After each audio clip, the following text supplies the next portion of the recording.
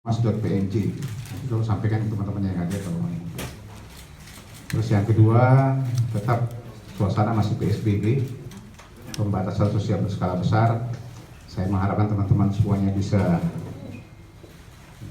menerapkan, kita bersama-sama lah menerapkan physical distancing, protokol kesehatan dalam hal ini. Yang tidak pakai masker silakan keluar aja, ya. Terus jaga jarak. Oke, terima kasih teman-teman. Yang saya hormati Pak Wakapolres, Pak Kasat Narkoba Polres Jakarta Selatan, Pak Bibi, teman-teman dari Sat Narkoba, rekan-rekan wartawan yang saya cintai. Tadi pagi semuanya ribut, sudah telepon kiri kanan. Sekarang biar supaya lebih jelas dan setelah ini tidak ada lagi nanti yang menanyakan lagi bagaimana sih Pak kronologisnya, ini akan saya jelaskan semuanya. Memang betul apa yang teman-teman tanyakan, sejak tanggal 26 sebenarnya ya, 26 Mei kemarin sekitar pukul 8 sore Sat Narkoba Polres Metro Jakarta Selatan telah mengamankan seseorang. Dia adalah public figure, ya, public figure, inisialnya adalah DS.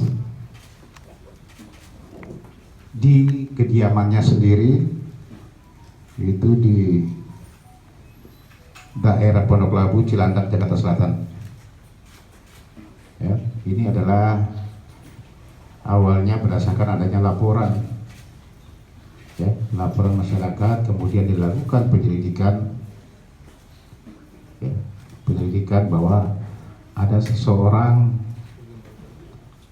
yang sekarang menjadi DPO, ya, kita masih lakukan pengejaran, inisialnya adalah C.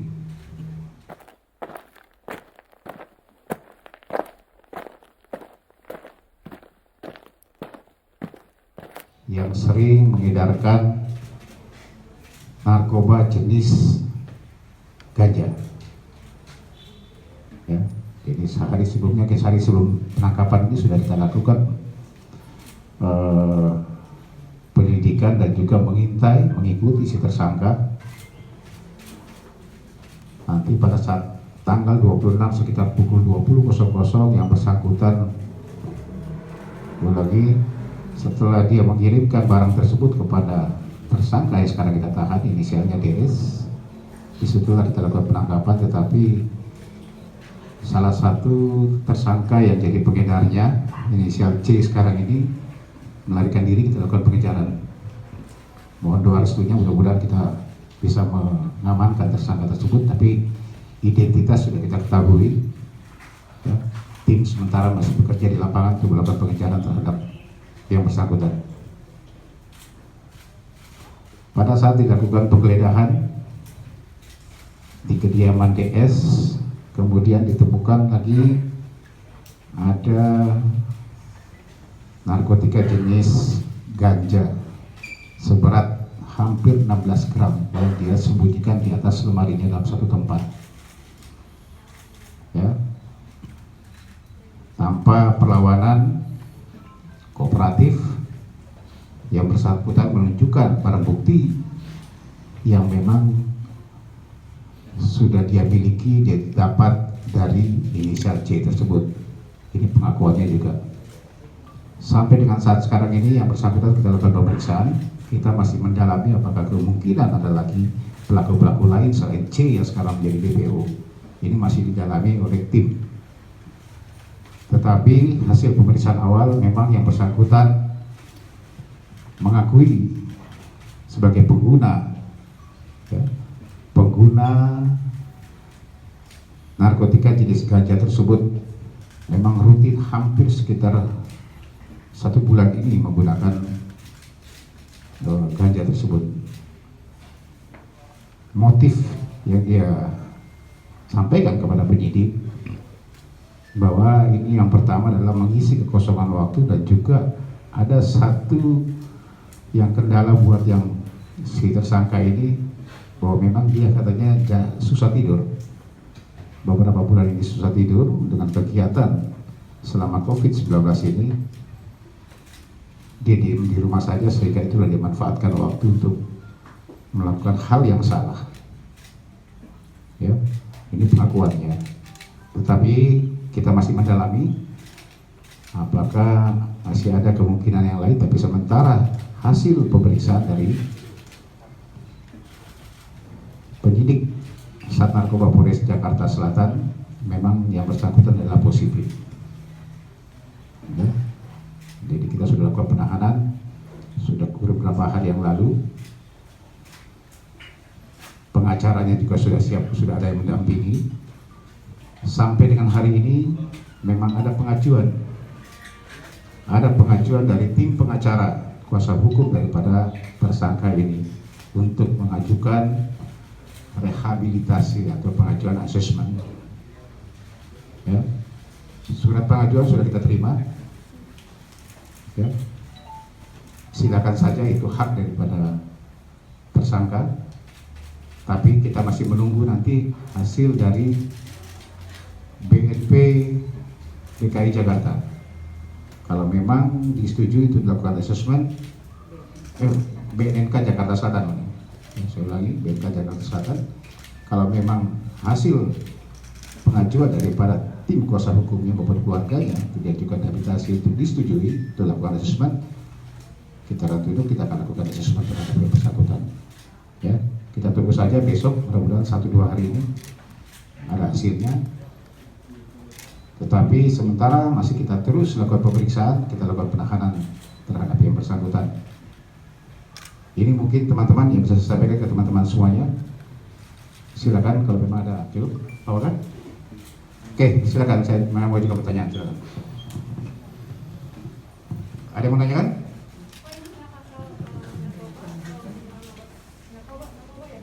Ya, betul. Jadi pasal yang dipersangkakan di sini adalah di pasal 114 ayat 1, kemudian subsidiar dari pasal 111 Undang-Undang Narkotika dengan ancaman hukumannya paling singkat adalah 5 tahun penjara. Oke, ada lagi silakan. Pak, 16 gram itu beli langsung dari C atau secara berkala dibeli? Pengakuannya dia langsung beli dari si C ini. 16 gram langsung? Iya, ya, itu pengakuannya.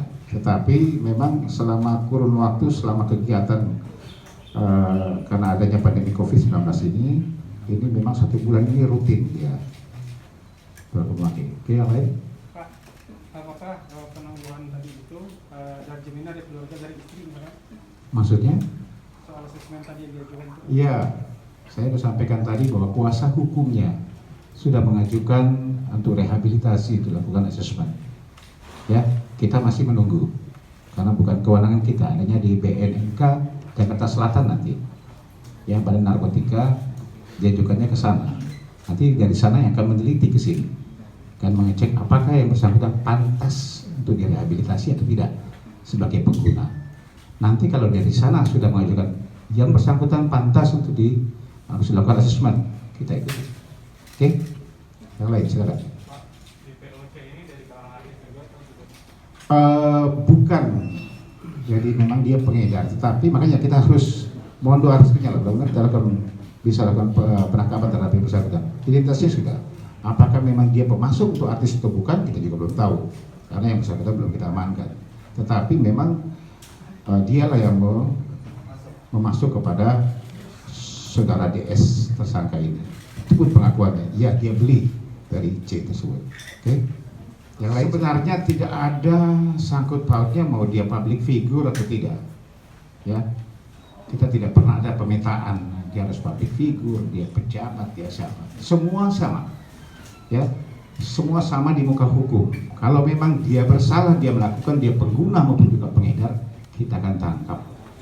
Sama dengan ini, kita tidak tahu kalau dia itu public figure. Tapi yang kita kejar pertama adalah inisial C-nya ini. Ya, oke, silakan.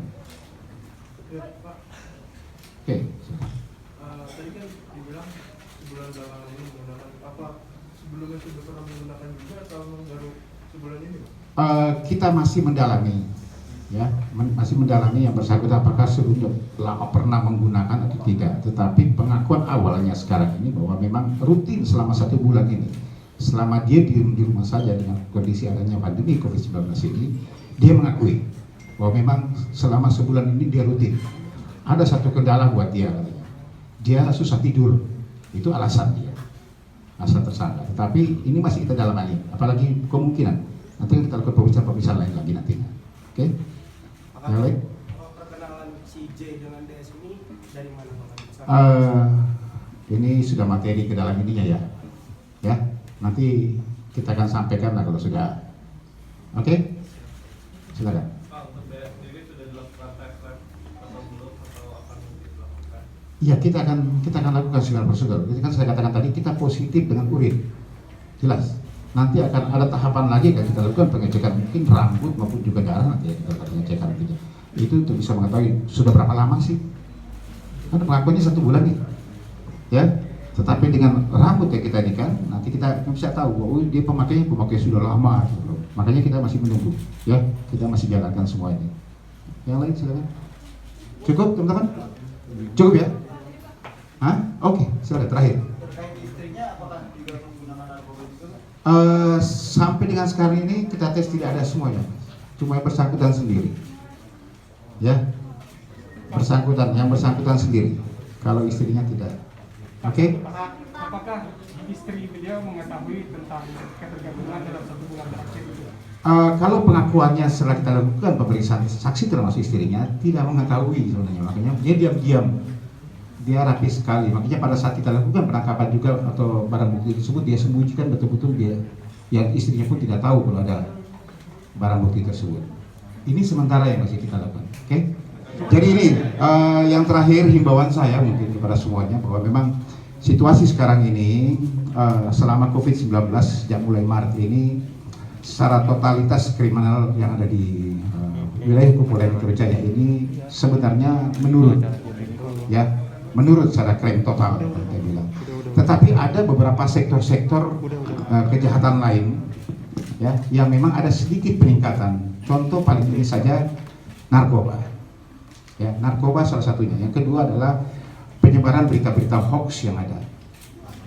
Polda Metro Jaya telah menyelidiki sekitar 480 lebih selama COVID-19 ini penyebaran hate speech atau berita-berita bohong.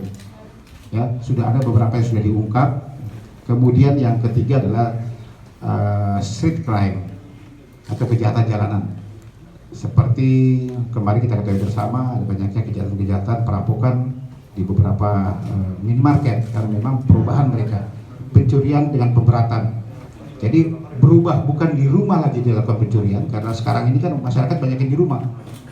Cari tempat-tempat yang kosong seperti minimarket yang terjadi. Kemudian juga kejahatan jalanan, begal. Tapi Polda Metro Jaya pengungkapannya cukup tinggi.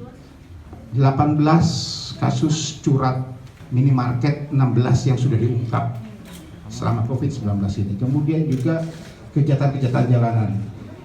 Kenapa? Karena memang Polda Metro Jaya membentuk Satgas khusus penanganan untuk kejahatan jalanan dan juga premanisme yang ada. Ini masih berjalan terus. Setiap hari kita lakukan patroli, kita giatkan patroli yang ditingkatkan. Yang masyarakat mengharapkan memang polisi itu ada di mana-mana yang berseragam. Kemudian juga kita patroli dengan skala besar bersama-sama dengan teman-teman TNI. Ya, teman-teman boleh lihat tiap malam kita giat di mapping mana jam-jam yang rawan di kriminal yang tertentu. Kemudian disitulah kita plotting hasil mapping dari masing-masing wilayah untuk tim khusus ini yang bergerak. Ya, patroli terus kita lakukan, pencegahan terus kita lakukan. Ini mungkin saya sampaikan teman-teman. Terima kasih. Assalamualaikum warahmatullahi